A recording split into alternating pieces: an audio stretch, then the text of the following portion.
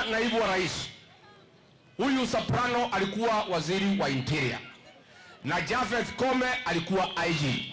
Nikamuita Soprano, nikamuuliza Soprano, mimi naona kila wiki uko West Pokot, uko Marakwet, uko Baringo, unapigana na wezi wa mifugo wale wanaua watu ya Kasongo. Hiyo ni sawa, lakini wewe watu ya Meru pale Igembe North wanauawa kila siku, ng'ombe zao zinaibiwa.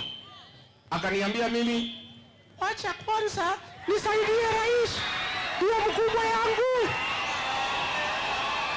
Ni bure si bure? Unasikia vile Soprano niambia ati asaidie rais kwa? Sasa nikamuuliza, wewe Soprano, wewe ni mtoto wetu hapa mlimani, wewe saidia Kasongo kwao, lakini pia weka askari wasaidie wa Meru. Mpaka wa leo Soprano anashinda Meru kila siku, wa Meru wanauawa every night, mpaka jana usiku ng'ombe zao zinaibiwa. Hii Soprano ni bure ama si bure? Ni bure si bure?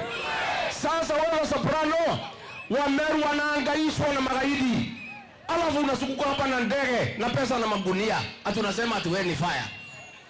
Ni fire si fire? Ni noma si noma?